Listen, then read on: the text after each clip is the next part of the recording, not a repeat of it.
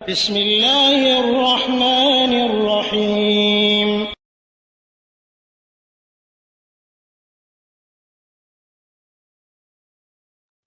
ওয়ালাইকুম আসসালাম রহমতুল্লাহ বারাকাতুহু। সিঙ্গাপুর থেকে এক ভাই জানতে চেয়েছিলেন যে প্রবাসীরা কিভাবে ফিতরা দেবে,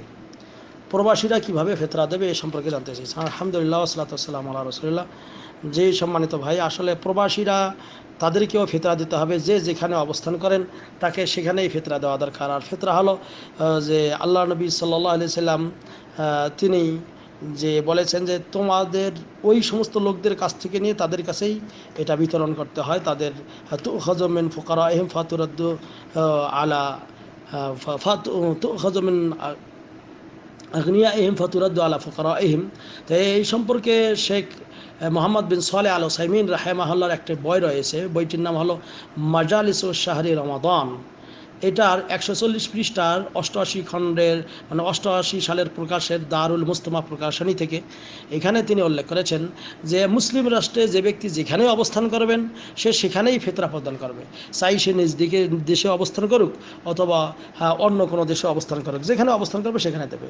বিশেষ করে যদি এই ফিতরাগুলি মক্কা মদিনায় অবস্থান করেন আপনি সেখানে আদায় করবেন, এটা ভালো। সেখানকার গরিব মানুষদের মধ্যে দেবেন।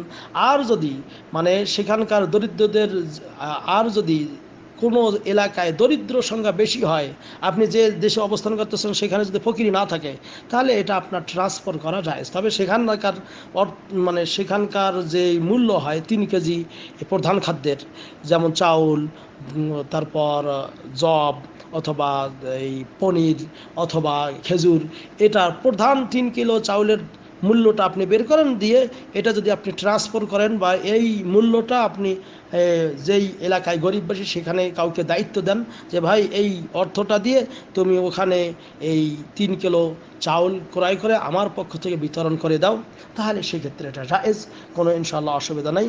হ্যাঁ, অনুরূপভাবে সৌদি আরবেও যারা থাকেন অবস্থান করেন, যদি সেখানে আপনি ফকির মিসকিন না পান সেখান থেকে আপনি এখানে ফিতরাটা আগে বের করেন যে 3 কেজি চাউলের মূল্য, এটা দিয়ে এই মূল্যটা দিয়ে আপনি অন্যত্র চাউল কিনে দিতে হবে।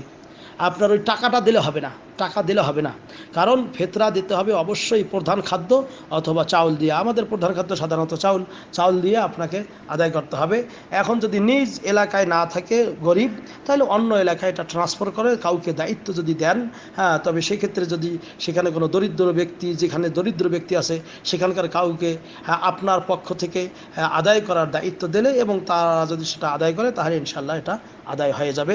এটা হলো শেখ মোহাম্মদ বিন সালেহ আল উসাইমিন রাহিমাহুল্লাহর ফতোয়া।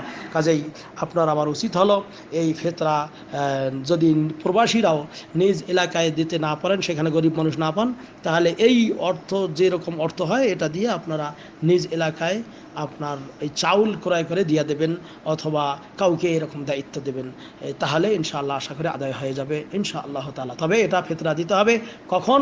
ক্বাবলা খুরুজিন নাস ইলা মুসাল্লায় যাওয়ার আগে, ঈদের নামাজের আগে আপনাকে দিতে হবে এবং 1 সা করে দিতে হবে। আধা সা ফিতরা দেওয়ার কোনো সহিহ হাদিস নেই। হ্যাঁ, আল্লাহ নবী সাল্লাল্লাহু আলাইহি সাল্লাম বলেছেন সাআম মিন তুআম, সহিহ বুখারীতে যে হাদিস, যে 1 সা করে, 1 সা হলো প্রায় 2.5 কেজি থেকে 3 কেজির ভিতরে, এটাই হলো সর্বোচ্চ আর কি। এই 3 কেজির ভিতরে দিলেই হয়ে যাবে, 2.5 কেজির কমে নয়, 3 কেজির ভিতরেই আপনার এটা হওয়া চাই। আশা করি ক্লিয়ার হয়েছে ইনশাআল্লাহ তাআলা। আল্লাহ রাব্বুল আলামিন আমাদেরকে এই ফিতরা আদায় করার তৌফিক দান করুক যথাযথভাবে। আল্লাহ রাব্বুল আলামিনের কাছে এটা কামনা করি, কারণ এই ফিতরা আদায় করা এটা একটা ফরজ ইবাদত। এই ফরজ করেছেন রাসূলুল্লাহ সাল্লাল্লাহু আলাইহি ওয়াসাল্লাম, যেমন বলা হয়েছে যে ফরাজা রাসূলুল্লাহ সাল্লাল্লাহু আলাইহি ওয়াসাল্লাম যাকাতাল ফিত্র মিন রমাদান।